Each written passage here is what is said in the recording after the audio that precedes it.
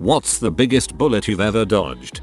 I was subletting an apartment in college and got zapped by the electric stove. Gave notice immediately and moved out with very clear reasons why I was moving out. The building burnt a few weeks later. LOL, I can't stop imagining you getting a static shock and then just packing your crap. Eater. I know that's not what happened, but still, haha. I was a teen driver not paying attention at an intersection at the crest of a hill with low visibility when the light turned green. The car behind me honked, and just as I was about to go, a truck barreled through the red light on the perpendicular road at decidedly ludicrous speed. If I had been paying attention and gone when the light turned green, I very likely would have been T-boned to death. Closest call I've ever had. I was out kayaking on a lake and several bullets whizzed by me. There was a distinct buzz sound as it went by. I think some people were just out plinking in their backyard, adjacent to the lake, and didn't think a backstop was necessary. This also happened to me a few weeks later when I was paddling on a small stream. Bullets whizzed by above the bank, just over my head. I don't think anyone knew I was there either time. Regardless, when you go out and shoot stuff, make sure there's a backstop. FFS. Also, I don't know how big the bullets were, so I'm unsure which was the biggest bullet dodged. As a dead guy, I would be so pissed off to learn my life ended because I was floating in a goddamn boat at the wrong second. I matched with a guy on Tinder who played for the Atlanta Falcons. He was really charming and seemed nice. He asked me to fly down to Atlantic City for Memorial Day weekend. Said he would pay for everything: airfare, hotel, food, etc. But I had never met him before and he refused to give me his phone number. I was uncomfortable flying to meet a stranger, so I told him no. 2 weeks later he was on the news for kicking and killing his girlfriend's dog. This one just materialized yesterday. Actually, about a year ago at my job I was offered to switch from my current team where I was established for a few years, had seniority, etc. for a new department that just started to kick it off. Right processes. Basically start from square one. A lot more work for the same amount of pay. I figured frick it and went. Yesterday they announced that they just closed the physical HQ office for my old department, and everyone in that entire part of the company would have to either move to one of 14 random states that we can pick. It's chosen basically by a roulette wheel for where you're going, to a local office, or they're going to be fired on the 22nd of June. Thankfully, since I'm part of the new department, I wasn't included in that mandate. Phew. 2005. My friend and I evacuated New Orleans 2 days before Hurricane Katrina and drove to Mississippi with the little money we had. We were trying to decide on where to stay for the night and it was between a mid-range hotel or the really cheap motel. We decided to spend a little more for the hotel. During the night the eye of the storm came through Mississippi and flattened the roof of the motel we decided against. My mom wasn't going to leave for Katrina. I told her I was going to take me and my little sister and hitchhike if she didn't pack the car and leave within the hour. My dad didn't leave and he ended up on the roof with our neighbor because our house got flooded. No way all of us would have survived. Katrina decimated my town. Everything 2 miles inland or less was destroyed. I was booked on Pan Am Flight 103 which went down over Lockerbie, Scotland. I didn't have a premonition or anything supernatural. I just decided to cancel my seat. Didn't think anything of it until the plane went down and my mother had written down my flight plan and reminded me. This was back in the day when you could cancel without a penalty up to a couple of days in advance. Pro tip: to avoid the few days away cancellation fees, call or go online and reschedule the flight for a week or 2 out, then wait a day and cancel. Physically, a bus. I grew up in Bermuda, and since it is such a small island cars are limited to 1 per family, and everyone drives mopeds. I was driving into town, and came up to a red light behind a bus. As is tradition, I scooted around the bus to be in the front of the line of traffic. Literally 2 seconds later a second bus smashed into the back of the first bus at like 30 miles per hour. I would have been pancaked. Without question, 100% dead. I just sat on the side of the road for a bit and thought about my mortality. It's crazy how 1 second life is in front of you, then nothing. I was in an accident in my motorcycle a few years ago. Last thing I remember before paramedics arrived was saying "oh f you." It changes your perspective on life. Not me. A Dutch mate of mine living in Tasmania had to visit his sick mum in Amsterdam. Booking his flight online, he said to his wife, "You know, I'm sick of flying Malaysian Airlines. The food is crap. The hosties are miserable. It'll cost more, but I'm booking with Singapore." So, instead of dying on MH17, he was on a plane 40 kilometers ahead of it. Butterfly effect. If someone at Malaysia had made a better menu, he could have died.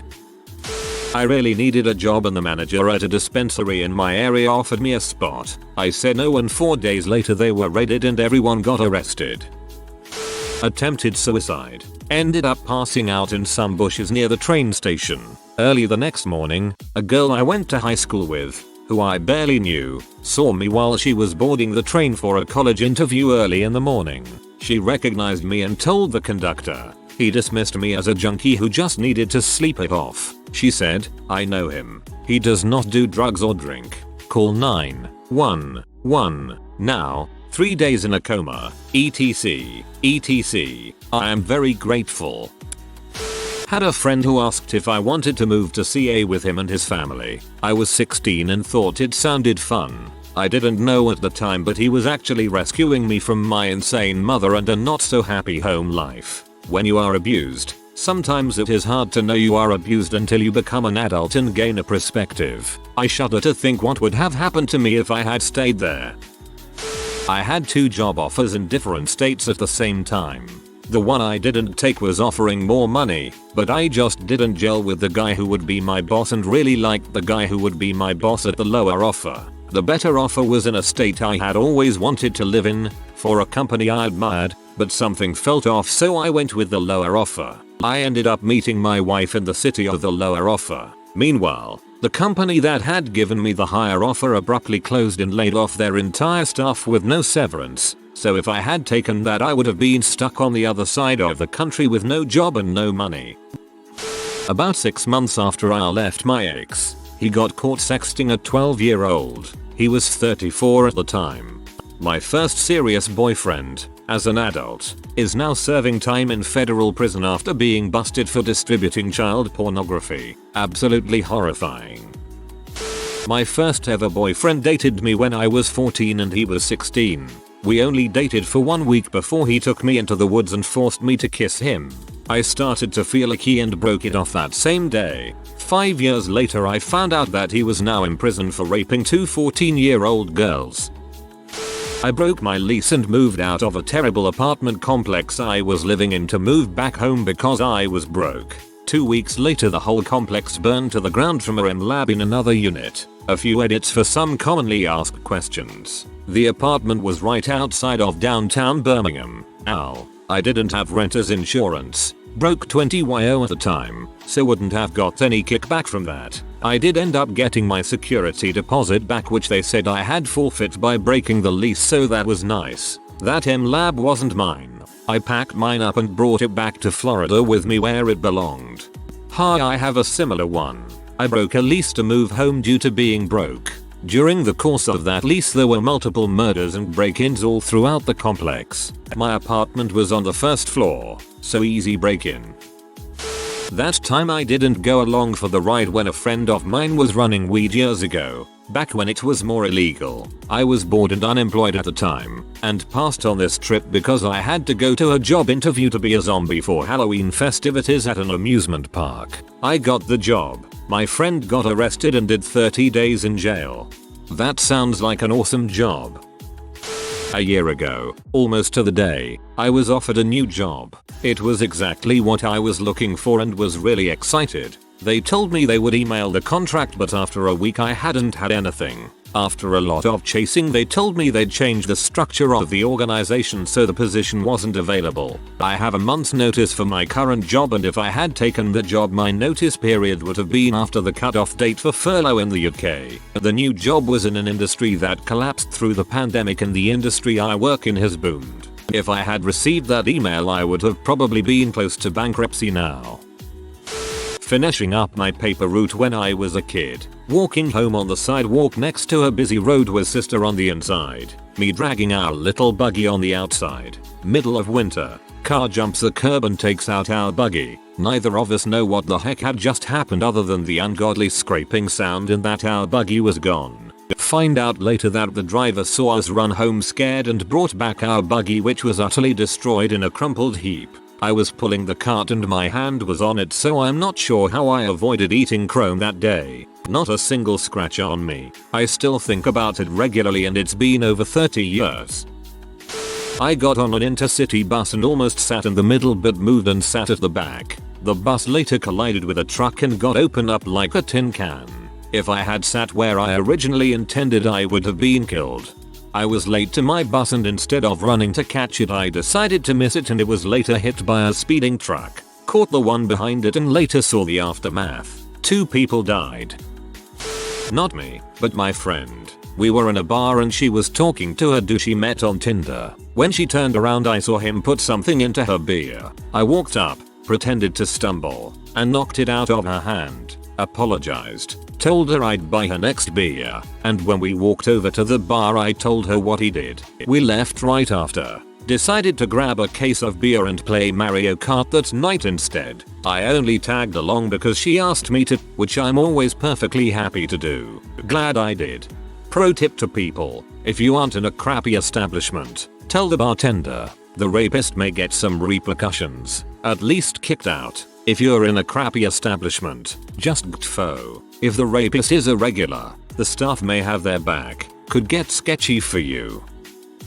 Was driving on a freeway in the right lane when there was a sudden traffic jam ahead. I slammed on my brakes and was about to swerve onto the shoulder when I noticed that I wasn't sure the semi behind me could stop, and I didn't know how long we actually had a shoulder. Construction was happening at the time. Made the decision to rear-end the car in front of me to stay off the shoulder. The truck went onto the shoulder, brakes squealing, and finally managed to stop when the back tires of their trailer were level with me. Good thing we weren't in a center lane and that we happened to have a shoulder at that moment. As a bonus, I stopped in time and didn't hit the car in front of me after all, though I would have happily taken that hit, and hopefully only would have shook up the people in front of me, in place of literally being hit by a truck. You have some good split-second decision-making skills. Once at a bar, a woman was surprisingly into me as we danced. If I had had more confidence back then, I definitely could have taken her home. In the end, one of my karaoke buddies ended up with her instead and got caught by her husband that night. I knew a guy that got stabbed by the husband after he went home with a woman. Apparently she liked seeing the husband go crazy on the dude she brought home.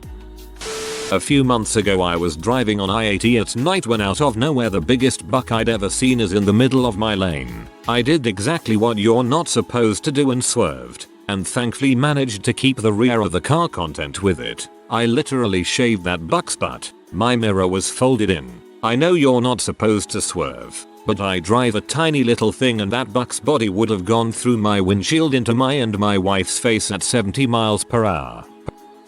I was supposed to hang out with a couple of friends one night. We were going to go to a party that we were all invited to the weekend before. I asked to get off work early so I could go to the party. My manager let me go early, so I went to go find my friends. But I had a really bad feeling all day and it just kept getting worse. Instead of turning left to go to my friend's house, I went right and went home.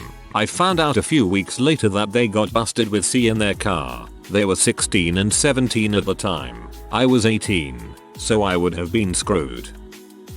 In 1996, my parents were deciding between 2 houses to move into. They picked the new construction that resulted in being placed on shoddy soil and years of lawsuits when we ultimately moved in 2001. Anyway, the other house they could have picked, presumably on better soil, would have placed my older sister at Columbine High School as a freshman for the 1998 to 1999 school year.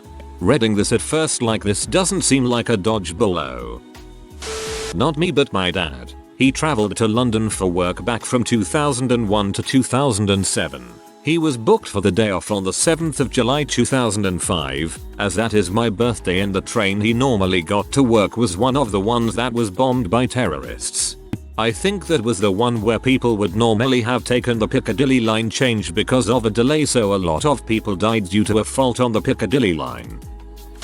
I was 18 and nearly went to work as a live-in housekeeper for a single man overseas. I naively thought it was going to be a straightforward cleaning arrangement, and somehow my parents never thought to raise any concerns. Luckily I changed my mind and took a nanny job with a family instead. Depending on the counties involved here, you might have lost your freedom that day if you're gone. Jesus. Not me but my dad. COVID saved his life. He was having trouble breathing and general signs of heart trouble. Middle of the night, woken up to a panic. My mom's first instinct was to drive him to the hospital, about 20 minutes away. On their way out of the driveway, my mom realized that the air was going to be full of people with COVID and didn't know where to take him.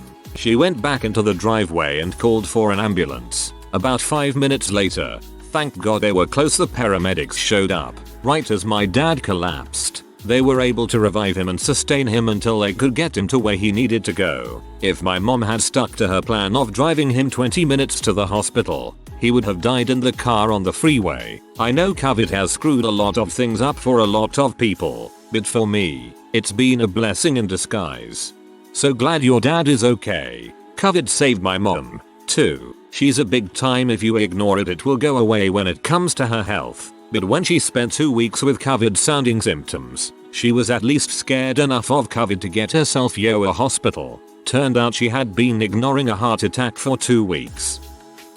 I almost fell for a pyramid scheme in high school. My friend brought me to one of their meetings, ACN, and I was so on board. But my parents talked me down. I was upset at them until I learned more about MLMs and quickly changed my mind. Sometimes I imagine where I'd be now if I went through with it. It wouldn't be pretty, that's for sure. Wow, I remember ACN. What a sham. Friends and I went to the top of Bunker Hill in Boston. It's 294 steps and they are straight up. At the top I took a picture of them and backed up a little to get them in the view. After the picture I turned around and realized there was no rail and I had almost stepped directly into the hatch leading down the stairs. I think stairs that go straight up are called ladders. 9mm. Christmas, 2008. Me and lil bro were opening gifts on the living room and a bullet came through our crappy roof, landing a few centimeters away from where we were. People who fire guns into the air are worthless. I found an explosive device in a National Guard training area when I was 14. It had little pull string and a metal plate to attach it to a tree. I held the thing in my hand and almost pulled the string but decided to attach it to a tree instead and put on a longer pull string. I pulled the string and it blew a 5-inch hole in the tree. The explosion was so loud the police came and it made the local news. They didn't catch me. I would have lost at least one hand, maybe both or worse. They didn't catch me. I'm sure you would have gotten warned to call for help if you ever found something like that again, but you wouldn't have gotten into trouble for finding some old military ordnance.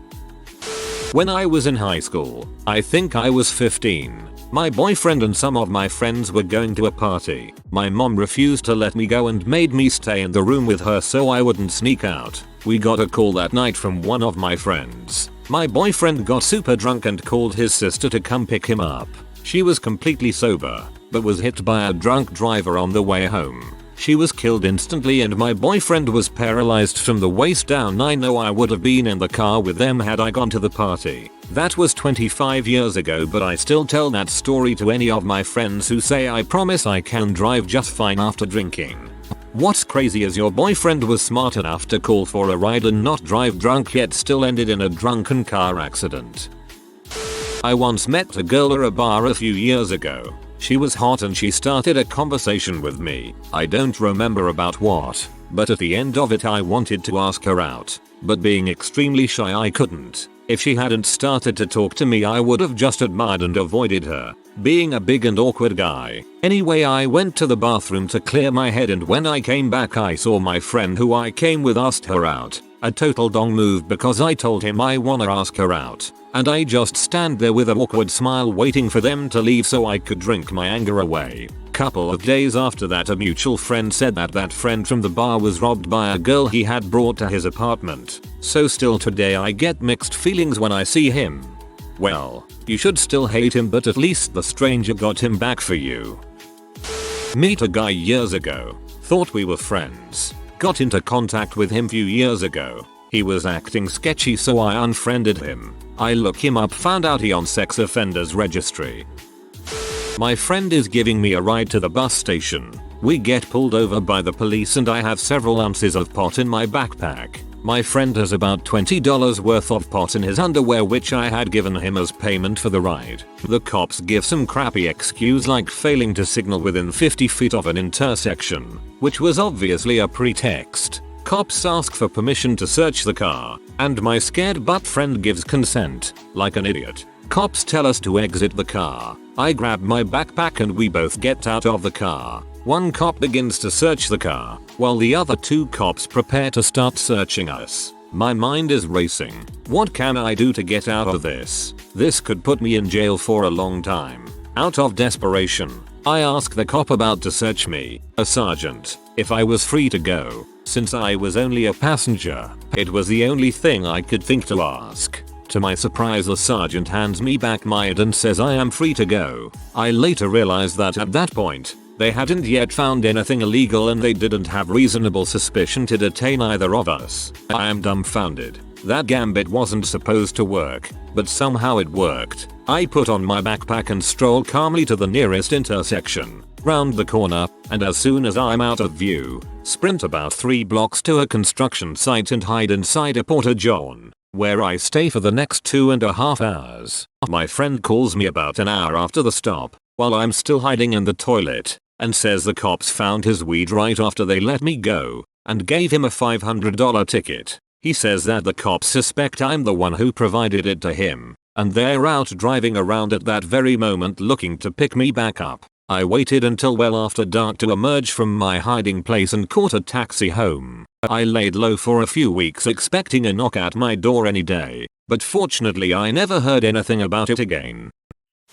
High school GF wanted to talk about baby names. I was headed to college. No thoughts of being a parent. My mom even found a note in my pocket listing her favorites if we had a boy. Anyway, we broke up after 2 years. The next guy she dated was a dad within 9.5 moss.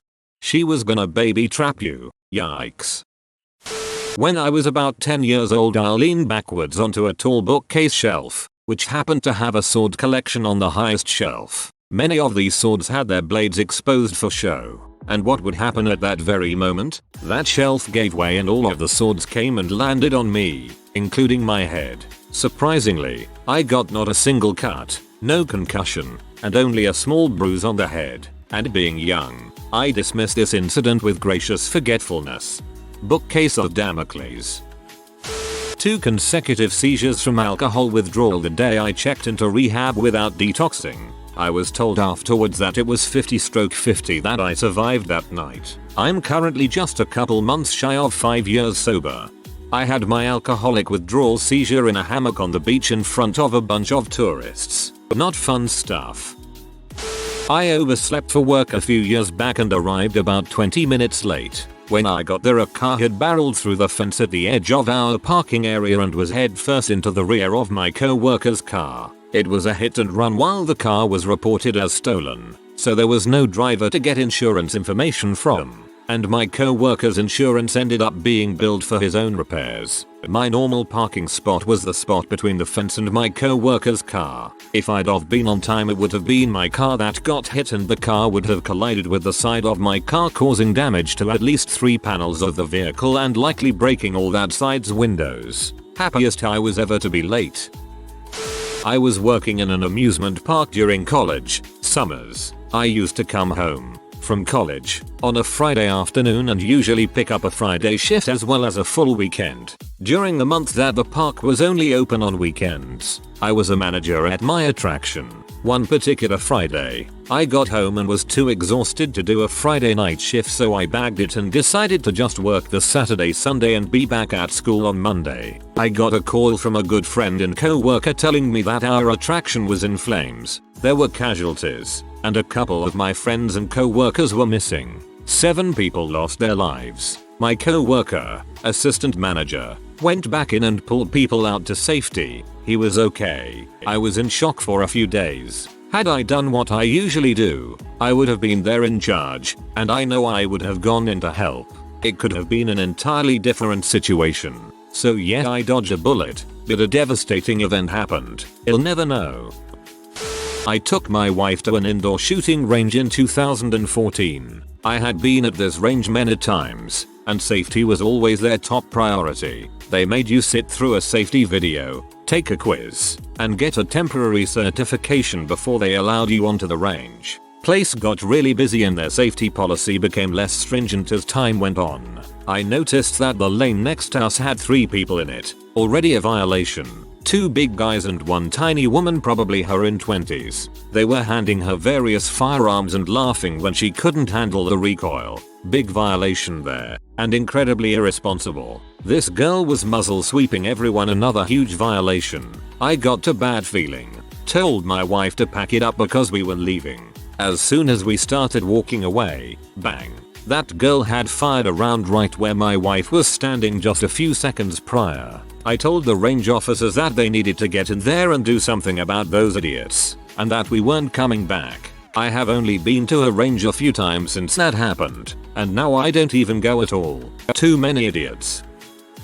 I moved a dresser into the basement at my mom's house before I moved out. I lost my grip and fell down almost an entire flight of stairs against a solid cinder block wall, the dresser right behind. Somehow I managed to walk away unharmed. It was unlikely to kill me, but I'm still surprised I walked away without being hurt or breaking something.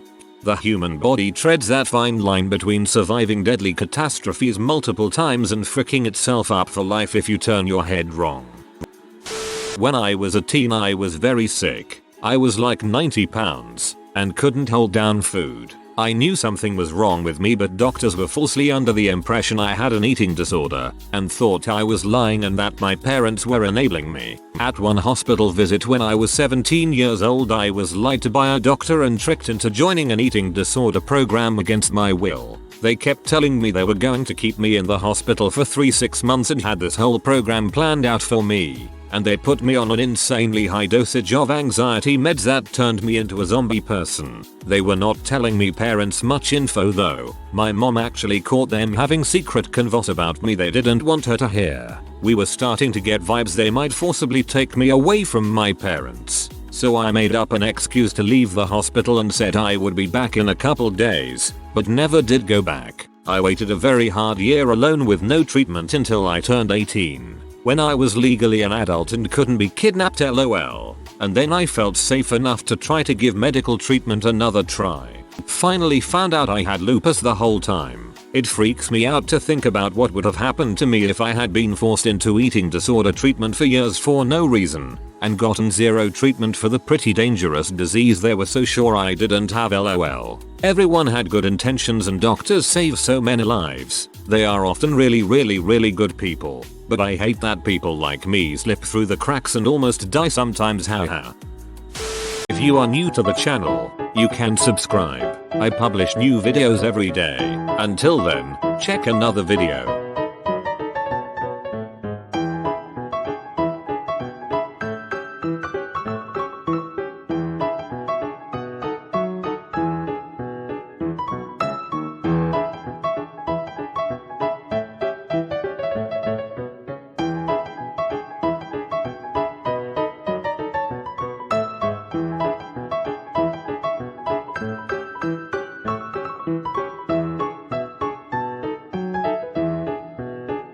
Bye for now.